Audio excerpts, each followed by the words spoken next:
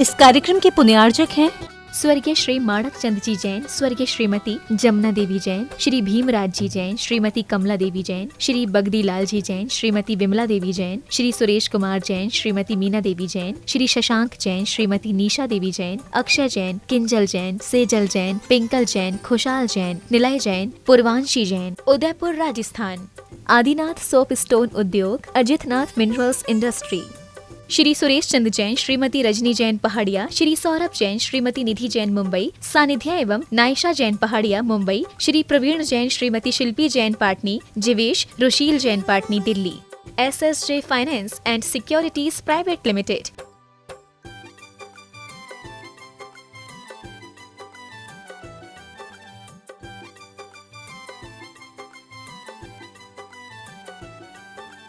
श्री सुरेश कुमार अजमेरा, श्रीमती विनोद अजमेरा नई दिल्ली, श्री नितिन अजमेरा, श्रीमती शेफाली अजमेरा, गौरव अजमेरा न्यूयॉर्क USA, श्री आशीष अजमेरा, श्रीमती ऋतु अजमेरा, राहुल अजमेरा, सुनिधि अजमेरा न्यूयॉर्क USA।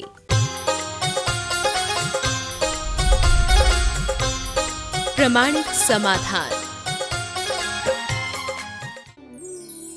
नमोस्तु गुरुवर। वैराग्य भावना सब छोड़ने के लिए प्रेरित करती है और कोरोना ने भी अपनी दहशत के कारण सब छोड़ने पर मजबूर कर दिया था। तो वैराग्य भावना और कोरोना में क्या अंतर है? थोड़ा समझो। छोड़ने में और छुड़ाने में बड़ा अंतर। वैराग्य छोड़ने के लिए प्रेरणा देता है और कोरोना में लोगों को छोड़ना पड़ता है। मन में वैराग्य की धार प्रकट हो जाए तो किसी चीज को छूने की ही इच्छा नहीं होगी। लेकिन आपने जिस कोरोना रूप भस्मासुर की बात की है, उसका तो नाम सुनने से दहशत होती है। छोड़ते नहीं है, छोड़नी पड़ती है। भाई किसी को छुओ नहीं, नहीं तो अभी लपेटे में आएंगे। पर तन से नहीं छूते, मन से तो छूते ही हैं। वैराग जिसके हृदय में जग जाता है वह तन तो ठीक है, मन से भी दूर हो जाता है। इनमें बड़ा अंतर है। एक किसी को करंट का शॉक लगता है, झटका लगता है, दूर होता है। झटका खा करके दूर होता है। और एक व्यक्ति देख लिया कि आगे करंट है, हमें वहां जाना ही नहीं। दोनों को एक समान मानेंगे क्या? एक झटका खा करके दूर हो रहा है और एक पहले ही उसे झटक रहा है। कोरोना तो एक झटका है, जिसको लग गया बड़ा बुरा हाल होता है। हमें चाहिए कि हम खुद को अपने आप दूर रखें, और हम दूर रखेंगे तो हमारा पथ अपने आप प्रशस्त होगा। नमोस्तु गुरुवर। व्रत करने का मूल प्रयोजन क्या है और इनको तिथि विशेष से जोड़ने का क्या कारण है? देखिए, व्रत क्या है? व्रत शब्द अनेक अर्थों में प्रयुक्त है। व्रत का अर्थ त्याग भी होता है। व्रत का सामान्य अर्थ है विरतिर, यानी दूर हटना, छोड़ना। पापों के त्याग को व्रत कहते हैं। एक अर्थ आया अभिसंधिकिताद विरतिर विषयाद योग्यात व्रतम भवति। अभिप्राय पूर्वक विषयों को छोड़ने का नाम व्रत है। यानी व्रत एक नियम और संकल्प के रूप में भी है। व्रत को एक तपस्या के रूप में भी अंगीकार किया गया। अनुव्रत और महाव्रत तो है ही, लेकिन महाव्रतियों के जीवन में भी साधना के क्षेत्र में और आगे बढ़ने के लिए अनेक अनेक व्रत, सिंह निष्कीड़ित व्रत, कवल चंद्रायन व्रत जैसे अनेक व्रतों का उल्लेख शास्त्रों में मिलता है। और व्रत को एक साधना के अभ्यास की दृष्टि से भी रखा गया, जिसमें आपके 16 कारण व्रत, 10 लक्षण व्रत, अष्टानी का व्रत आदि है, जो एक प्रकार की तपस्या के अंग के रूप में। कालांतर में व्रत एक प्रकार की लौकिक कामना की पूर्ति के साधन के रूप में भी किया जाने लगा, और बहुत सारे व्रत हमारे यहाँ आ गए, जैसे सुहाग दशमी व्रत कल है। सुगंध दशमी नहीं है, सुहाग दशमी है। सुगंध दशमी तो धूप दशमी के दिन, कलश दशमी, सुहाग दशमी जो भी है, इस तरह के व्रत बहुत सारे हैं जो अर्वाचीन काल में विकसित हुए।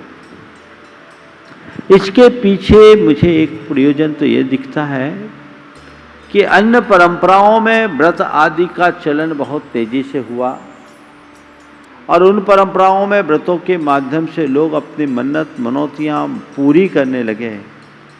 तो हमारे यहाँ लोगों को उन सब से बचाने के लिए विभिन्न व्रतों का प्रवर्तन कर दिया गया, और उनके साथ कई तरह की कथाएं गढ़ी गई कथाएं हैं, और वो सब कथाओं को जोड़ दिया गया, उसके अनुसार उनका महात्म्य बढ़ गया। साथ में व्रतों के साथ उसके उद्यापन की शर्त भी जोड़ दी गई।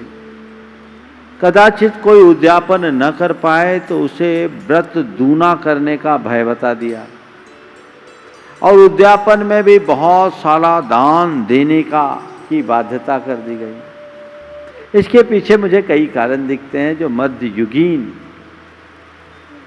इतिहास की जो व्यवस्थाएं थी उसके कारण हुई, और हमारी परंपरा भी अछूती नहीं गई। व्रत करना, उसके बाद उद्यापन करना अच्छी बात है, लेकिन उद्यापन के लिए इतना सब कुछ दान देना ये कोई जरूरी नहीं। दान देना अच्छी बात है, और व्रत करके आप दान करो और अच्छी बात है, लेकिन इस तरह की उद्यापन के बंधन को बांध देना हमारी समझ में नहीं आया।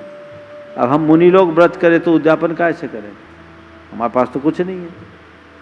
यथार्थतः व्रतों का उद्यापन क्या है? व्रत संपन्न होने के बाद भगवान के चरणों में जाना, अपना एक प्रतिक्रमण करना, निवेदन करना, हे प्रभु आपकी कृपा से, आपके आशीर्वाद से मैंने अमुक व्रत संपन्न किए, अपनी तरफ से मैंने इस व्रत को निर्दोष निभाने का पूर्ण प्रयास किया, फिर भी मेरे दोष और दुर्बलतावश मेरे मन वचन काय से कृत कारित अनुमोदन से मेरे द्वारा ग्रहण किए गए इस व्रत में किसी भी प्रकार का अतिचार या अनाचार लगा हो, तो प्रभु आपकी कृपा से ये सब दोष मिथ्या हो, और मुझे दोबारा अन्य व्रतों को करने की शक्ति प्राप्त हो, और इस भाव से भगवान को एक अर्घ अर्पण चढ़ करा दो। ये उद्यापन हो गया। फिर शक्ति और सामर्थ्य हो तो जो दान दो वो दान का पुण्य अपनी जगह है, लेकिन ये जो चीजें जोड़ी गई ये किसी न किसी रूप से दान निकालने के बहाने से जोड़ी गई, तो वो एक व्रत का रूप हुआ, और आज वो बहुत चलन में आ गया। जैसे कल कलश दशमी की, सुहाग दशमी की, मुझे इनकी कथा याद नहीं है, आप पुस्तकों में देख लेना। पर इन जो व्रतों की बहुत सारी कथाएं मुझे कुछ समझ में भी नहीं आती, मैं बड़े खुले तौर पर कहता हूं। आप कहोगे महाराज ये कथाएं लिखी, तो कथाएं बहुत बात की है। अब ये भगवान जाने कथाओं में कितनी संगति बैठती है, पर मेरी आप सबसे सलाह है, कथा अगर सत्य भी हो तो जिस उद्देश्य से व्रत उनने किया उस उद्देश्य से आप व्रत मत करो, अपने वृत्तियों के निखार के लिए व्रत करो, तपस्या का अंग बना करके व्रत करो। अब सुहाग दशमी होती है, तो मैं आपसे पूछना चाहता हूं, हर स्त्रियां सुहाग दशमी करती है, पर धरती पर कोई ऐसी स्त्री है जिसका सुहाग अमर हो? बोलो। उसके बाद भी जाने वाले को तो कोई नहीं रोक पाता, और जितना स्त्री को अपने पति की जरूरत है उससे ज्यादा पति को पत्नी की जरूरत है। पति को खोने के बाद तो पत्नियां फिर भी अपनी जिंदगी काट लेती है, उनकी गत बहुत खराब होती है जिनकी पत्नी छूट जाती। तो मैं कहता हूं फिर सुहाग दशमी हो तो सौभाग्यवती एकादशी तुम लोग करो। बात तो बराबर है। तो व्रत करो, उत्साह बना रहे, कम से कम एक सुहाग दशमी कलश दशमी महिलाएं करती, इसका मतलब है उन्हें अपने पति की चिंता है। सो करते रहो, मना नहीं है। वो पति के सम्मान का द्योतक है, उसके प्रति चिंता का द्योतक है। लेकिन ये धारणा कि इस व्रत के करने से मेरे पति की आयु वृद्धि होगी, ये सब मुझे समझ में नहीं आता। नहीं, जैन कर्म सिद्धांत इन बातों को मानता है।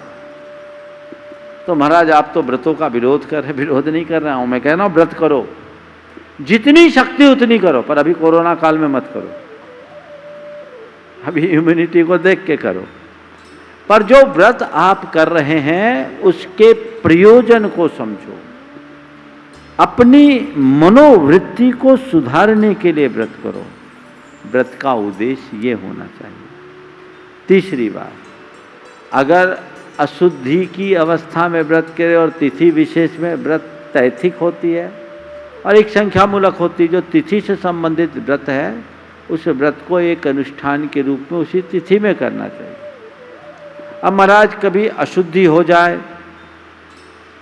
तो उस दिन भी व्रत करो और उसकी गणना मत करो। 10 वर्षों तक आपको करना है कलश दशमी, 11वीं में उद्यापन करते हैं ना, और बीच में आ जाए तो जब भी बीच में आए व्रत जारी रखना।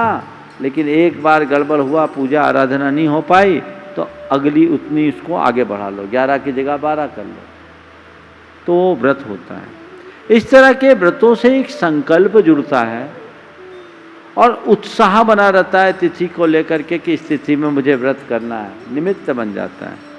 बहुत सारे व्रत है, रोहिणी व्रत वगैरह, ये सब ऐसे लौकिक व्रत, उन व्रतों में देख कर करना चाहिए। एक चंदन षष्ठी का भी व्रत है जो अशुद्धि से बचने के लिए लोग करते हैं। तो व्रतों को कीजिए, आत्मशुद्धि की भावना से कीजिए। लौकिक प्रयोजन से व्रतों को करने का औचित्य मुझे समझ में नहीं आता। नमोस्तु गुरुवर। नारकी जीव आपस में मारकाट करते हैं तो क्या उन्हें पाप नहीं लगता? और यदि लगता है तो फिर वहाँ से निकलने वाले कुछ जीव आने वाले काल में तीर्थंकर कैसे बन जाते हैं? देखो, बात सही है। हर प्राणी के परिणाम द्रव्य क्षेत्र काल भाव के अनुसार है। जो जैसे परिवेश में होता है उसकी मनोवृत्ति वैसी होती है। पाप भोगने के लिए नरक जाते हैं, और नरक में भी जो मार काट करते तो पाप ही करते। जहाँ से कहा कि कुछ जीव ऐसे भी हैं जो वहाँ से निकल के तीर्थंकर होते हैं। आगामी 24 के प्रथम तीर्थंकर वहीं से आएंगे, आ सकते हैं। तो क्या होगा? वो अज्ञानता में वहाँ नरक में मार काट कर रहे हैं, यहाँ आते ही उनका ज्ञान जग जाता है और वो उतना पुण्य लेकर के गए। तीर्थंकर प्रकृति उनकी सत्ता में है। ये पुराने पाप भोगने के लिए वहाँ गए एक ड्यूरेशन तक के लिए। वो तीर्थंकर प्रकृति का पुण्यकर्म अब कुछ समय बाद उदय में आने वाला है, वो उनको लेकर आएगा जो उनके परिणाम सुधारेगा। और इसका प्रभाव नरक में रहते हुए उनके आखिरी जब 6 महीना शेष रहते तभी दिखने लगता है। उनके चारों तरफ वज्रमयी कवच बन जाता है, वे सुरक्षित हो जाते हैं, उनके परिणाम भी बदल जाते हैं, उनके अंदर सम्यक दर्शन होता है। तो यहाँ आते ही भाव बदलते हैं, जीवन बदलता है। नरक में मार काट करके तीर्थंकर प्रकृति कोई नहीं बांध सकता। पहले कुकर्म करके सुधरने वाला मनुष्य अगर अपने जीवन में बदलाव लाया और तीर्थंकर प्रकृति का बंध कर लिया जैसे सैनिक ने किया, तो अपने कुकृत्यों के कारण नरक तो जाना पड़ेगा, वो दंड उसे भोगना पड़ेगा। पर ये जो आज सुकृत्य किया है वो नरक के भाव के बाद आकर यहाँ फलेगा। तो आत्मा में ऐसी योग्यता है कि बीच में जैसे हम लोग कभी जर्नी करते हैं ना, तो पियावान घाटी से निकलना हो, टर्निंग हो, खूब उबड़ खाबड़ रास्ता हो, और उसमें एक लंबी यात्रा करने के बाद एकदम समतल धरातल मिल जाए और तब आप अपने लक्ष्य को पाएं। तो ये जो यात्रा का एक पड़ाव है, जिसमें उनको उस मार काट की भरी जिंदगी, यातनापूर्ण जीवन जीने के लिए बाध्य होना पड़ता है, वहाँ से निकलेंगे, स्मूथ लाइफ हो जाएगी। तो ये जीवन की ये दशा है और इसी अनुरूप सारे कार्य। नमोस्तु गुरुवर। आज नारियां स्वतंत्र जीवन जीने के लिए मातृत्व को बोझ मानकर मातृत्व से वंचित रहना चाहती हैं। क्या ऐसा करके नारी अपने मातृत्व एवं संवेदनाओं पर कुठाराघात कर अपने जीवन गौरव को समाप्त तो नहीं कर रही हैं? बहुत अच्छी बात आपने की है और बिल्कुल यथार्थ है जो आपने कहा कि आज स्त्रियां मातृत्व के गौरव से दूर भाग रही हैं और ऐसा करके वह अपने नार्योचित गुण को ही समाप्त कर रही है, उनका गौरव भी खंडित हो रहा है।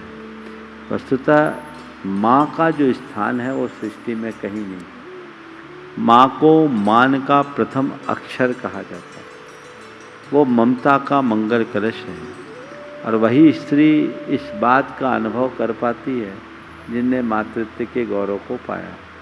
वर्तमान की शिक्षा व्यवस्था ने हमारी सोच को पूरी तरह बदल डाला है और लोग आज इस तरह के मातृत्व से दूर रहना चाहते हैं। ऐसी महिलाओं के लिए मैं आज कहना चाहूँगा, आज से कुछ दिन पहले एक समाचार प्रकाशित हुआ।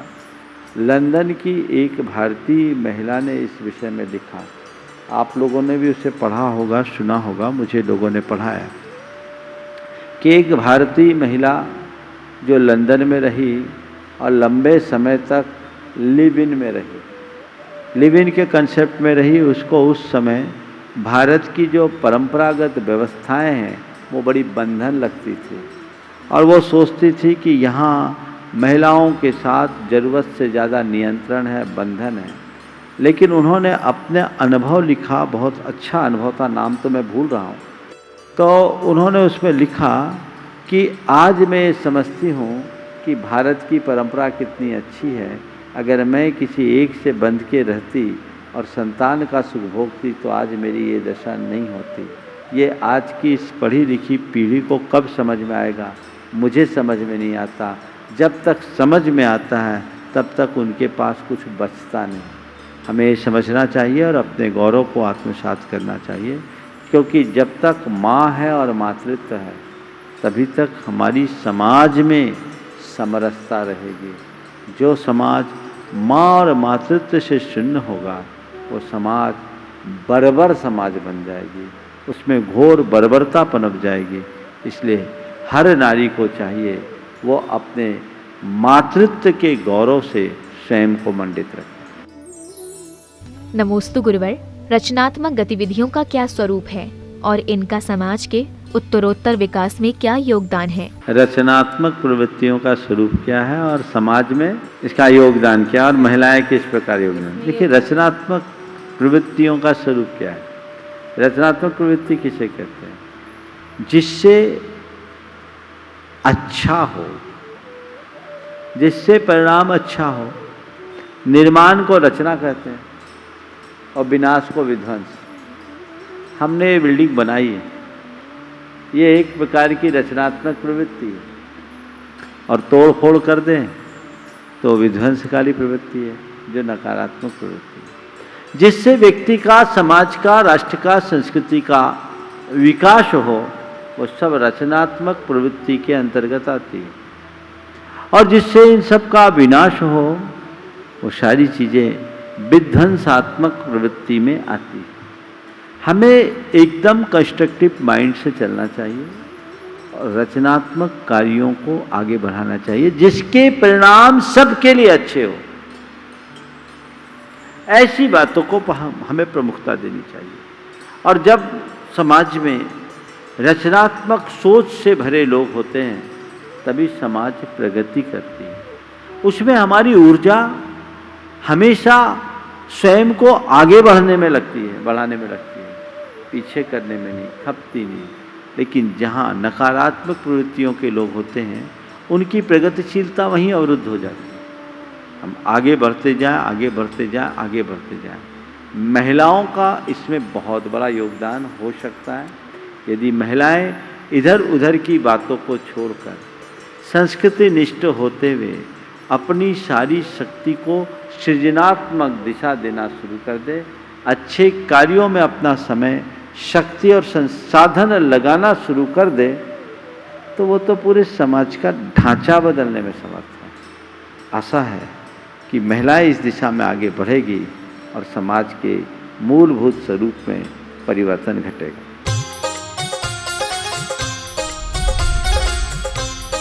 प्रमाणिक समाधान।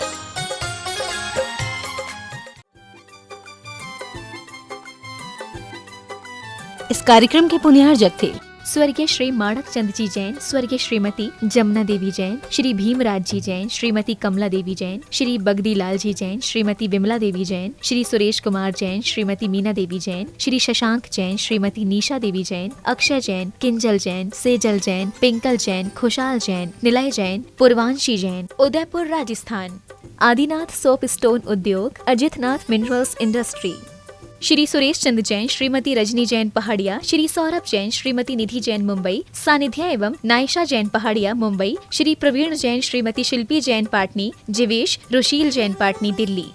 SSJ finance and securities private limited.